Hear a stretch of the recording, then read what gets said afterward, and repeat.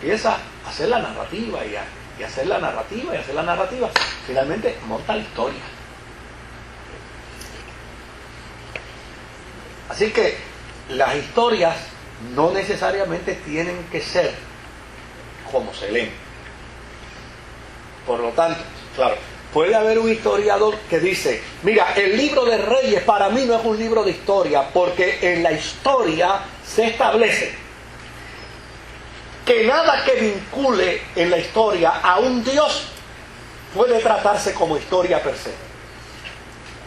Pues está bien, no hay ningún problema. Pero ustedes tampoco pueden decir que la historia tal y como el libro de Salomón la narra, ni como la historia de los reyes de Israel la narra, ni como las crónicas de Israel la narran, es la historia, porque aquellos eran periodos de monarquía y quién contaba la historia distinto a como el rey quería que se contara.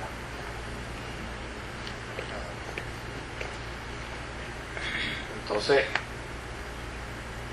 a fin de cuentas, la intención del escritor de Reyes no es hacer historia. Es decir, señores, mira, la historia dice que este rey, con todo y lo bueno que era, su gobierno, su monarquía se fue a piso, se fue al piso, se destruyó. Pues ¿por qué se destruyó? La evidencia, se separó del pacto. Aquí está. Y este otro rey, que era un flojo, que no sabía mucho, que no tenía todo el conocimiento, prosperó. Aquí está la historia. Derribó los altares de los dioses paganos, los hizo añicos, levantó los altares y los reconstruyó del Dios de Israel. Como consecuencia, Dios lo bendijo. Así que, ¿cuál es la moraleja? La moraleja no es ser un buen rey. La moraleja es ser un rey que se acerque al pacto. En la medida en que te acercas al pacto, te va bien. En la medida que te separas del pacto, por mejor que sea, te va mal. En síntesis, eso es la historia del libro de los reyes.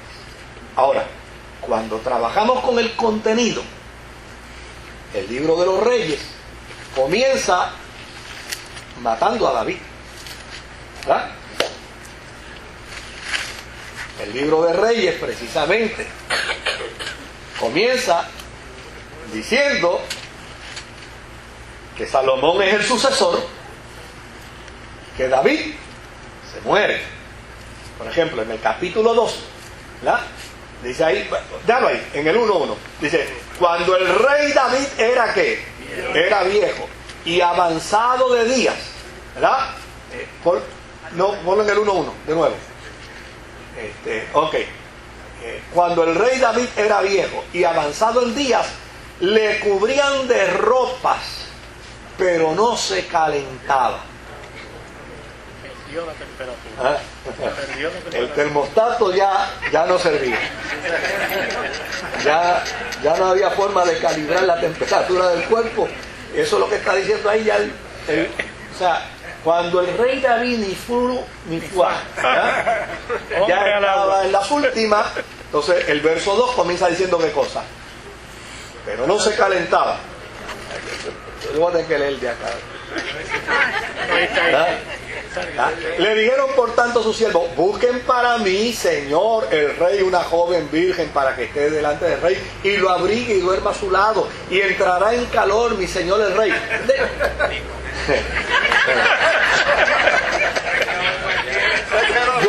Yo le pago a cualquiera que me prepare un buen sermón de ahí.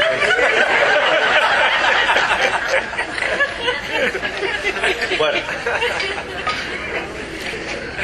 vamos a lo serio. Vamos al capítulo 2. ¿Ah?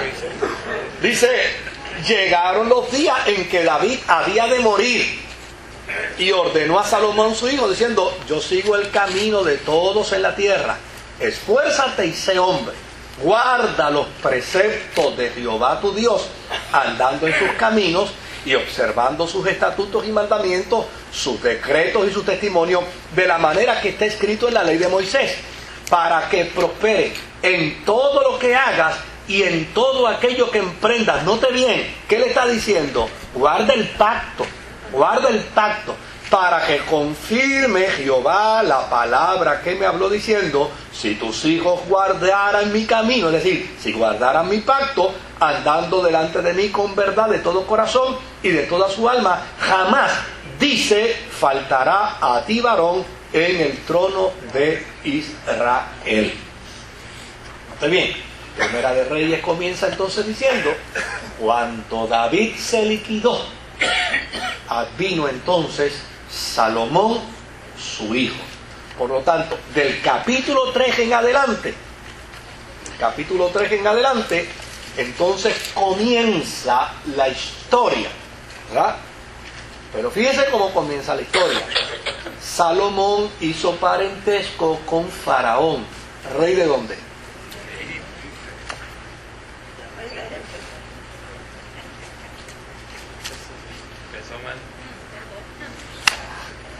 Ya metió el pie izquierdo.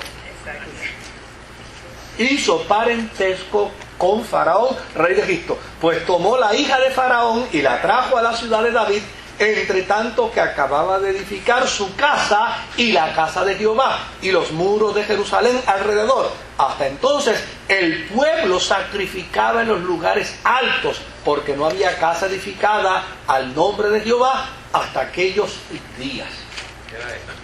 ¿Ah? Pues que el pueblo lo que hacía era que escogía los montes y los lugares, porque realmente no había un templo para celebrar el acto cultico. Lo que pasa es que esa palabra lugares altos la vamos a ver muchas veces en el Antiguo Testamento, y lamentablemente después va a cambiar.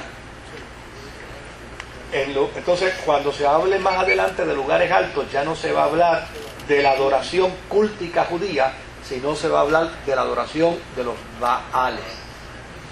Porque, ¿qué sucedió? Entonces Israel se bajó al templo a celebrar sus cultos, pero los judíos que fueron detrás de la idolatría, entonces se subían a los montes a celebrarle culto a los dioses de Baal.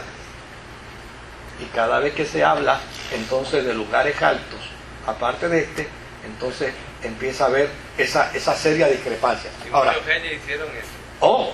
Pues claro, de eso que trata la historia. Se separaron del pacto. Ahora, fíjese que después del capítulo 3 hasta el capítulo 10, desde el capítulo 3 hasta el capítulo 10, de lo que se habla es prácticamente de todo el proyecto monárquico de Salomón. Cómo Salomón ejerció su proceso de monarquía. Salomón pidiéndole a Dios sabiduría, Salomón narrándose la historia de cómo construyó el templo, de aquel día glorioso cuando llamó al pueblo y dedicó el templo, y el templo se llenó de la presencia de Jehová, etcétera, etcétera. Ahora, del capítulo 11 en adelante, entonces, aparece un cambio drástico. Dice, pero el rey Salomón amó, además de la hija de Faraón, a muchas mujeres extranjeras. Se volvió internacional. A muchas mujeres, a las de Moab, a las de Amón, a las de Edom, a las de Sidón y a las Eteas. ¿Verdad? No, el hombre no, la sabiduría no le permitía discriminar, ¿verdad? Entonces, gente de las cuales Jehová había dicho a los hijos de Israel, no os llegaréis a ellas, ni ellas se llegarán a vosotros, porque ciertamente harán inclinar vuestros corazones tras sus dioses. A estas pues se juntó Salomón con amor, es decir, no era simplemente una relación de protocolo, era una relación de ¿qué? De vínculo sentimental, erótico. Y tuvo 700 mujeres, reinas, y 300 concubinas. Mire, la intención aquí no se enfoque mucho con el número, ¿verdad? No se enfoque mucho con el número. Aquí la intención es decir, las mujeres extranjeras